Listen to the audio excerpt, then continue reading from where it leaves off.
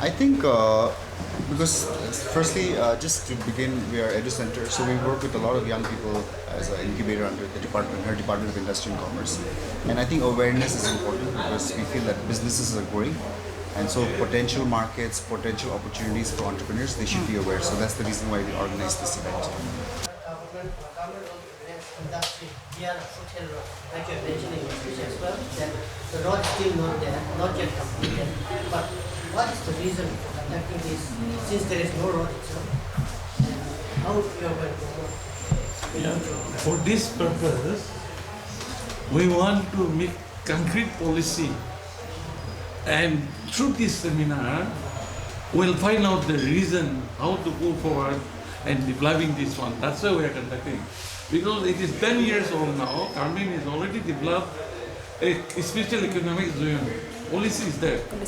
But to carry out, we need, as per the new government, central government, Niti Aayog is there. So they need the concrete policy.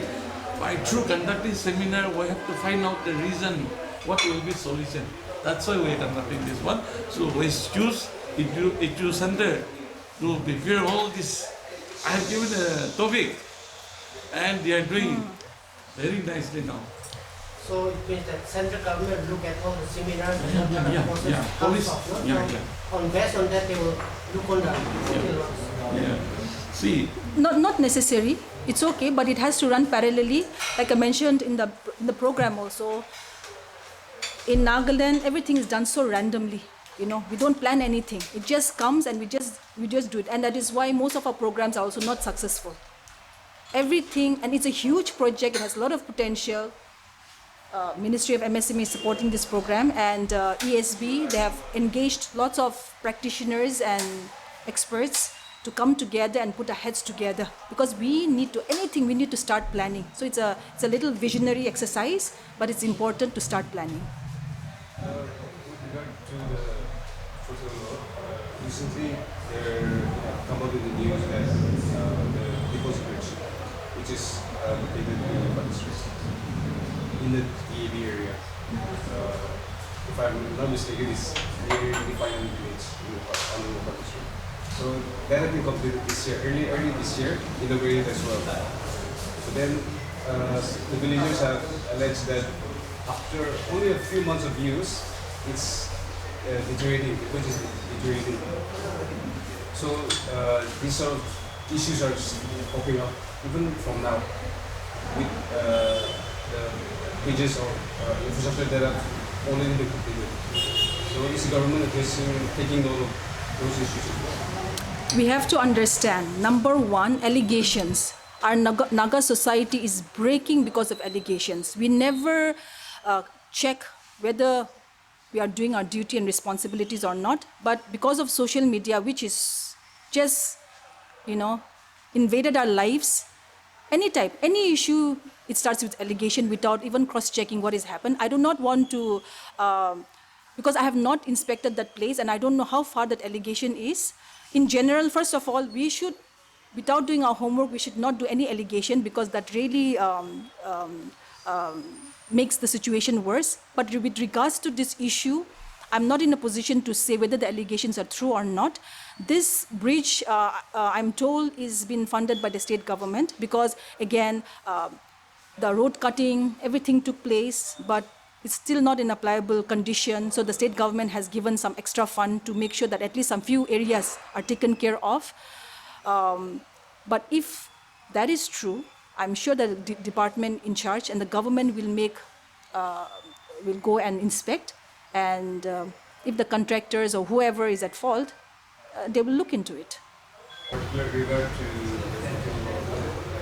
can then also give us an update about there has been an announcement by the state government that a new initiative might be constructed in the Chape area. That is going to be the pet project of Honorable Chief Minister. He's very invested in it. He's also apprised the center government of the project that the government is envisioning. So that's all I can say at the moment. he'll be in a position to say more details. So this is the still an idea. No. I think some concept note, it's gone beyond idea. And like I mentioned, if only we had funds in our hands, it would have been easier to execute anything. But the state of Nagaland, we know the financial crunch that we're going through. And so it has to be funded and supported by the central government. Go back to the what about the there's going to be a mall that's going to be constructed. Yes, that's the Unity Mall.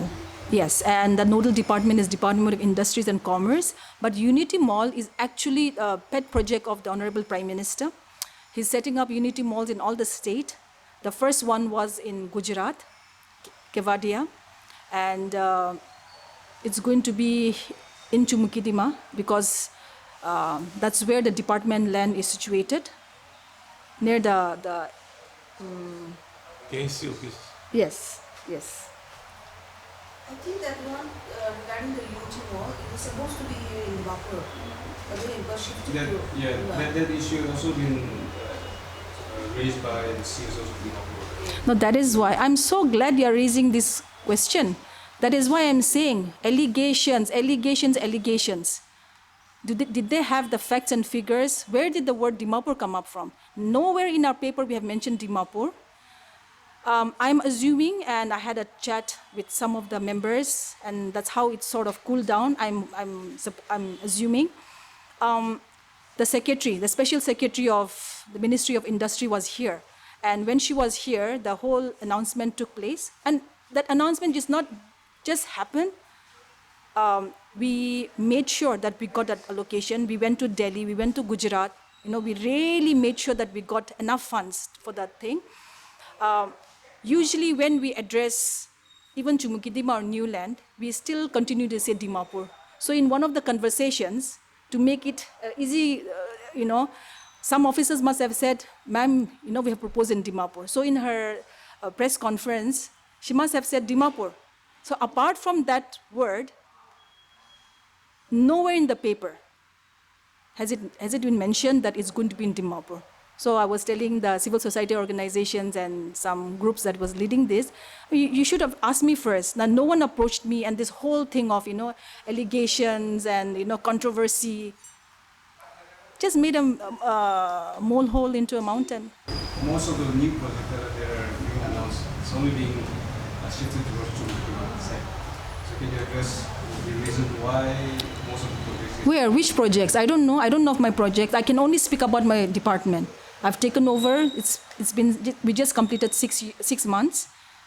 I don't know of any my department projects going to Chumukidima. If other departments are doing that, I think they will be able to say why it's happening. But you also have to understand this is the plain area. Dimapur is the commercial hub. Dimapur, erstwhile Dimapur, and there are certain projects that works in plain area. I also want to take some couple of projects to maybe other districts, because after I came, there's been a little bit of, some districts have more projects, some districts have been neglected. But when we go and look around, like I mentioned earlier, for infrastructure project, we need 5 acres of land, 10 acres of land, And we can't be having those infrastructure in the jungle. In the jungle, maybe they are land, but in the town area, it's not possible. So there are logistic, technical challenges also. Yeah, I can make one little minute. As per the government of India, land should be state government land. Any project now. And we are doing the geoteching also. Yeah. Individually we cannot propose the scheme because earlier there are so many projects was saying we cannot trust out. So government is now planning, land bank is opening now. Also, every time whatever the project we set up, we're doing geoteching, Google map. After that you can see where it is, how they are working. we can identify. So nobody escaped now. Yeah, things have completely changed. If Nagas think that we are still in, 20 years back, no. There are many good projects which is been, under the ministry.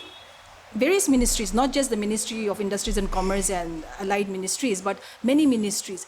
But we are so used to free money, like I mentioned earlier, we don't even know what is written in the DPR, But things have changed now. A lot of documentation needs to take place, all those things.